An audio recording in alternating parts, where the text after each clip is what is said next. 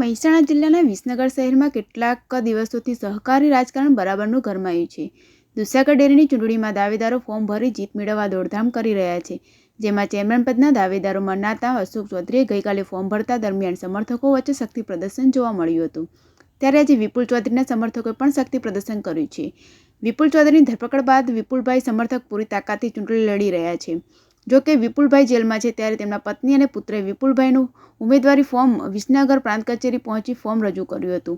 Form રજૂ કરવા દરમિયાન વિસનગર સેવા સદન નજીક જંગી માનવમેદની ઉમટી પડી હતી. વિપુલ ચૌધરીને સમર્થન કરવા સૂત્રોચ્ચાર કર્યા હતા. વિપુલભાઈ પરિવાર દ્વારા શક્તિ પ્રદર્શન કર્યું હતું, જેમાં મોટી સંખ્યામાં લોકો જોડાયા હતા. દૂધસાગર ડેરીમાં સત્તા માટે આ વખતે ચૌધરી સામે ચૌધરી નેતા વચ્ચે જંગ જામ્યો છે. બંને જૂથના સમર્થકોએ મતદારો ખેંચવા બરોબરની તાકાત કામે લગાવી છે.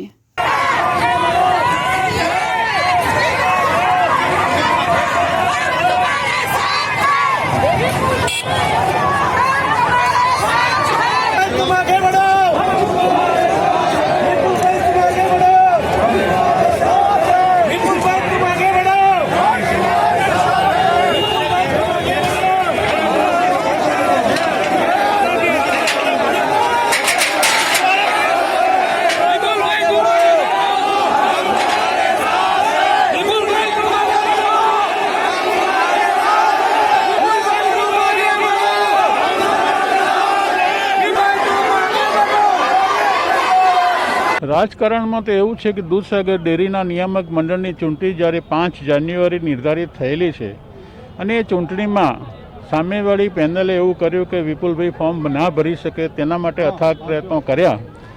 વિપુલભાઈ ચૌધરી ન્યાયિક પ્રક્રિયામાંથી પસાર થયેલા છે અને નામદાર કોર્ટે ગઈકાલે એમને ફોર્મ ભરવાની પરવાનગી આપી છે. તેથી તેઓ ચૂંટણી લડી શકશે. એમને આજે પૂર્ણતાથી એમનું ફોર્મ ભરી અને એમના ધર્મપત્ની શ્રીમતી ગીતાબેન સાથે મોકલાવ્યું છે અને ગીતાબેને એમના વતી ફોર્મ અહીં રજૂ કરેલ છે. દરેક સમર્થકો બહુ ખુશ છે. નામદાર કોર્ટનો પણ આભાર માનીએ છીએ અને સમર્થકમાં એટલો ઉત્સાહ છે કે આ રથ પાકો ને પાકો વિજય થશે એવી દરેકની ઈચ્છા છે અને એ પ્રમાણે થશે એવો ભરોસો છે. અને આ જે ખેડૂત પુત્રો છે, સમાજના, બહારના સમાજના, બધા સમાજના લોકોનો સહયોગ વિપુલભાઈને છે. કોઈ બી સમાજ હોય દરેકનો સહયોગ વિપુલભાઈ સાથે છે.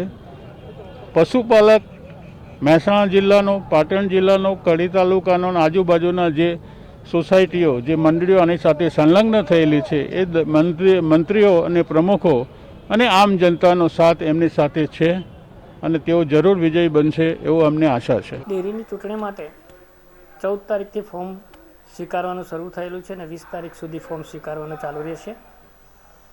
17 તારીખે 1 ફોર્મ મળેલ છે, 18 તારીખે 53 ફોર્મ મળેલ છે અને અત્યાર સુધીમાં બીજા 27 મળીને કુલ અત્યાર સુધી 81 ફોર્મ મળેલ છે. આ મળેલ ફોર્મની 20 તારીખ સુધી જે ફોર્મ મળશે તેની ચકાસણી 21 તારીખના રોજ હાથ ધરવામાં આવશે.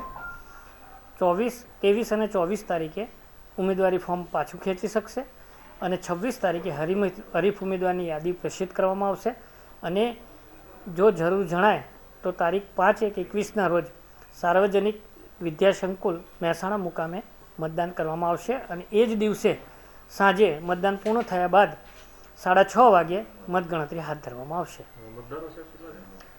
મતદારો કુલ 1126 મતદારો છે અને કુલ મંડળીએ 1126 મંડળી.